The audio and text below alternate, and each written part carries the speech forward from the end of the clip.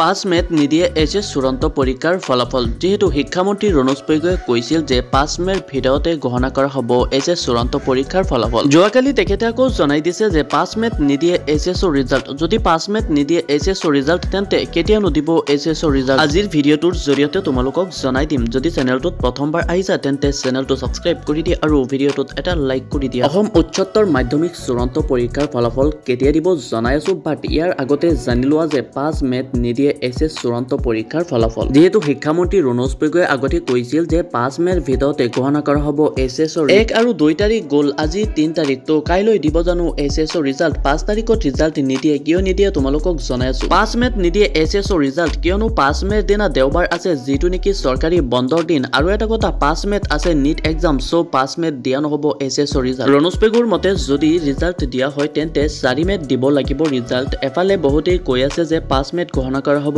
এইচএছৰ result আনফালে বহুতেই কৈ আছে যে 4 মেত দিব এইচএছৰ ৰিজাল্ট মোৰ মতে 4 মেতেই দিব লাগে এইচএছৰ ৰিজাল্ট বাট যোৱাকালি ৰণোজ পেগুৱে আকৌ জনাই দিছে যে 5 মেৰ আগতে দিয়া নহব এইচএছৰ ৰিজাল্ট আৰু তেখেতে কৈছে যে 10 মেৰ আহে ঘোষণা কৰা হ'ব এইচএছৰ ৰিজাল্ট একচুয়ালি শিক্ষামন্ত্ৰী নিজেই নাজানে যে কেতিয়া দিব ৰিজাল্ট মেট্ৰিকৰ ৰিজাল্টৰ তাৰিখ এফালে ডিক্লেয়াৰ্ড হ'ল আনফালে ৰণোজ পেগুৱে টুইট কৰি জনাই দিছে যে ৰিজাল্টৰ তাৰিখ ডিক্লেয়াৰ হোৱা নাই যি কি নহওক অহাকালি ৰিজাল্ট দিয়াৰ বেছিভাগ সম্ভাৱনা আছে তো চেনেলটো সাবস্ক্ৰাইব কৰি ৰাখিবা যাতে এনেকুৱা ধৰণৰ ইনফৰমেশন এণ্ড নতুন আপডেট দি থাকিলে সদায় পাই থাকা তো এতিয়া তোমালোকক এটা এপ্লিকেশন শেয়াৰ কৰি আছো যিটো এপ্লিকেশনৰ সহায়ত তোমালোকে অতি সহজে এইচএছৰ ৰিজাল্ট ল'ব পাৰিবা এনে ৰিজাল্টৰ বাবে 10টা ৱেবছাইট মুকলি কৰা হৈছে বাট ৱেবছাইটৰ পৰা ৰিজাল্ট লওঁতে বহুত প্ৰবলেম দেখুৱাইছো এইখন এপ্লিকেশনৰ দ্বাৰা তোমালোকে ৰিজাল্টটো ল'ব পাৰিবা তো এপ্লিকেশনটো চাই লোৱা প্লে ষ্টৰত গৈ সাৰ্চ কৰিবা সেবা ৰিজাল্ট 2024 তো ইয়াৰ পাছত এই এপ্লিকেশনখন ডাউনলোড কৰি ল'বা এপ্লিকেশনৰ লিংকটো মোৰ ভিডিঅ'ৰ ডেসক্ৰিপচনত দিয়া আছে ইয়াৰ পৰা তোমালোকে ডাউনলোড কৰি ল'ব পাৰা এপ্লিকেশনটো ওপেন কৰাৰ পাছত ইয়াত তোমালোকে আসাম বোৰ্ড সিলেক্ট কৰিব লাগিব